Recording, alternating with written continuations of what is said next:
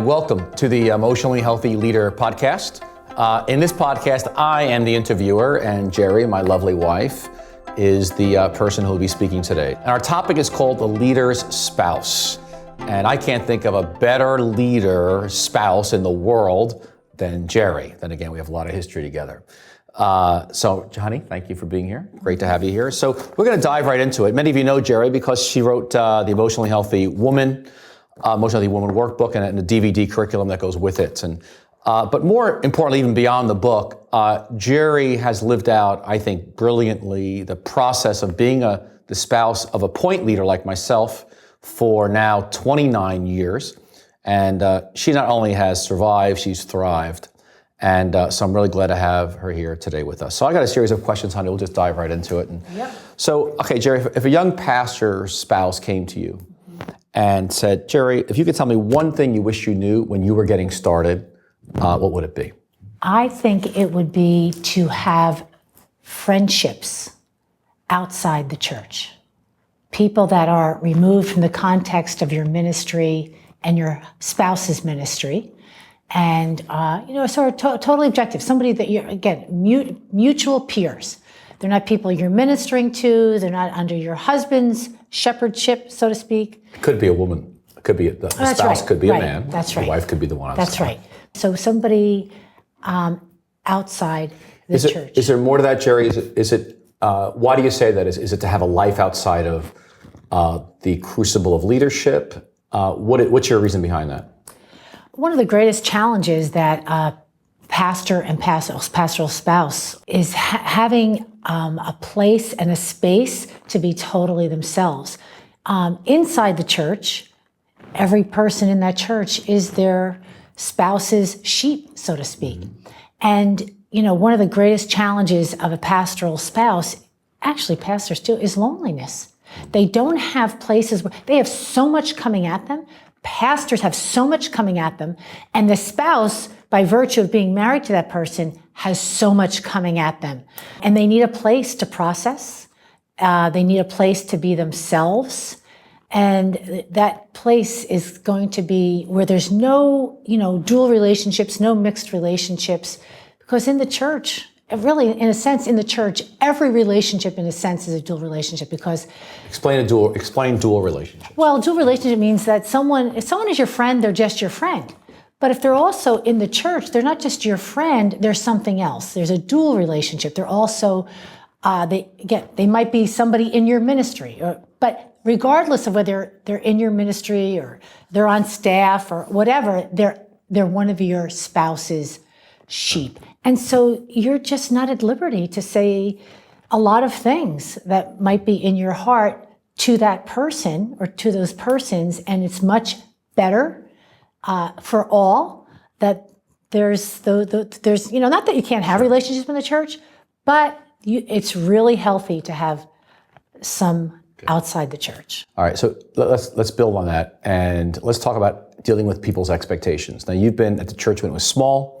As we were planting it, 30, 50, 100, 200, all the way up to where we are today. How did you manage over the years? What did you learn about managing people's expectations and pressure over the years? Yeah, that is one of the biggest obstacles for pastoral spouses is managing people's expectations. I knew one woman who was so angry. One pastor's wife, she was so angry about the expectations people had towards her. But really, the principle is that people are not responsible for our boundaries. I have to be responsible for my boundaries. People are going to always have expectations. It's just the human nature, and especially in a role like pastor or pastoral spouse and congregation.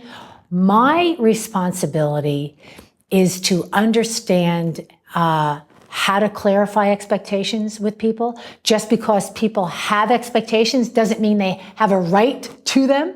And so actually, every time someone would have an expectation of me that I did not agree to, I saw it as an opportunity for discipleship. So say, for example, someone comes and say, Geri, my son had a birthday party last Saturday and I invited you, but you didn't come. I want you to know I was really hurt by that. I really think you should have come. You are the pastor's spouse, Sure, that's one of 1,000 expectations people have for us to be at events or whatever. You should be leading this ministry. You are the pastor's So spouse. someone comes to me and says, hey, I was really disappointed. Thought you'd be at that event yesterday. And I said to them, well, where did you get that expectation from? I never agreed to that expectation. I know my other church, the pastor's spouse did. She'd always come. Well, that's a puzzle. But do you realize that an expectation, you only really have the right to an expectation if I've agreed to it.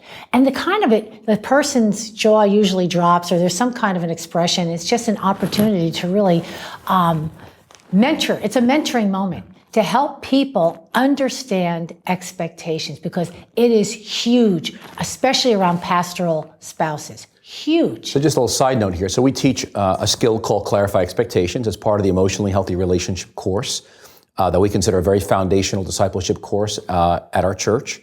And so these are all discipleship moments, because if we don't shape the culture, they'll shape the culture. And so you were strong enough, honey, to actually exert yourself and use it as a discipleship moment. Even if the person remained disappointed at you, you're okay. Absolutely. I mean, the other thing is that if it's such a pressure position in a sense, because again, not even if you're not the pastor, you're still getting a lot of secondhand smoke. Okay. Every pastoral position has a lot of pressure, and that pressure is going to the spouse. People are putting it on the spouse whether they realize it or not. And so you better have a good sense of yourself. You need a very good sense of yourself, self-awareness, and your boundaries. You talk a lot about, in the Emotionally Healthy Woman, about differentiation and enmeshment. You don't go, that's really the whole book's about differentiation. How would you explain what it means to develop a differentiated self? What is differentiation, and how do I know if I'm enmeshed? One of the ways you know you're enmeshed when your behavior is determined by how you think the other person is going to respond or react. So, for example, I'm saying yes because I don't want to disappoint, or I'm not speaking up because I don't want them to think I'm disagreeable. I always say, tell me about your yes and your no's, and I will tell you what you really believe about the gospel. I'll really tell you where your identity is. And so just growing in a really good sense of who you are on the inside. What do you think? What do you feel? And how you speak that, how you declare that to others. That's differentiation. And so most folks don't know how to even grow in differentiation. How do I even begin to take those steps? I mean, your book has 8 quits. So you begin with a negative, but differentiation is a positive. But why are the quit lying? You have 8 quits. Quit being afraid of what people think, quit lying, quit over-functioning, quit living somebody else's life, quit faulty thinking. Why did you write like the Emotionally Woman in negatives, like quits, in these 8 quits, in order that person can differentiate? Mm-hmm. Because we're so... these things like caring what other people think, lying, denying, anger, sad, they're so strong in us and needed. We take it in like the air we breathe. People don't even realize it's part of our Christian culture as much as anything else. In order to really drive home the point that you have got to do this, the word quit. This is something, it's not giving up on something, but it's stopping certain behaviors so that you can replace them with others. So the word quit, strong word. One of the ways that I encourage people to start in the work of differentiation is every day express a preference. Every day, I prefer. Let's give you 2 examples for a spouse that's feeling overwhelmed with all this pressure coming on him or her of things they should be doing. Yeah. What kind of preferences? Because you were under that yourself here in your life in the early years. Right. I prefer to have more time with my family. I prefer to have more time for myself. I prefer to have time in silence. I prefer to do this ministry, not that ministry. Yes. Et cetera, et cetera. But being able, when you express preferences, you are expressing a significant part of your true self.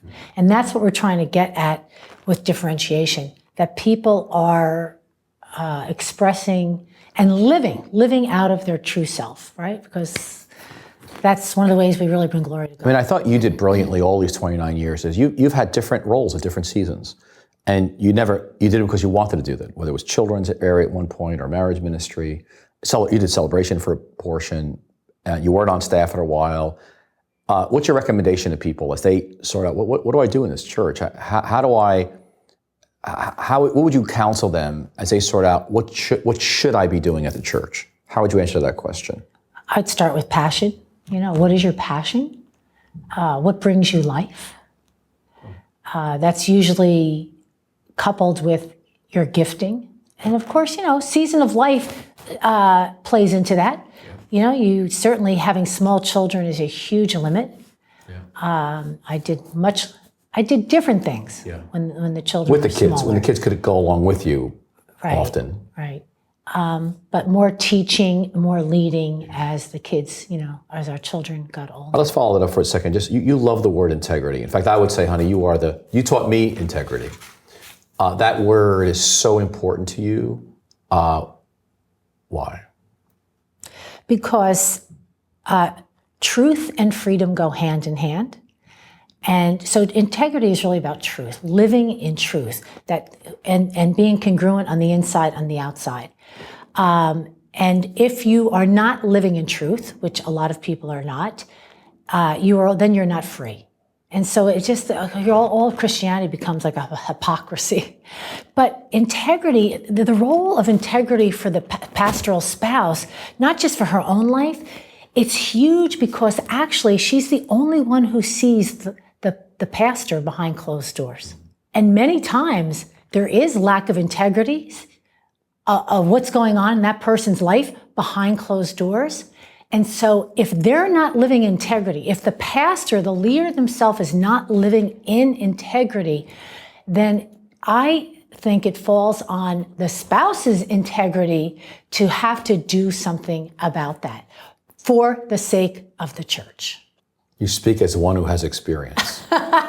Well, you must have read it in a book. No, there were times when I was frustrated, in our life and ministry here at church.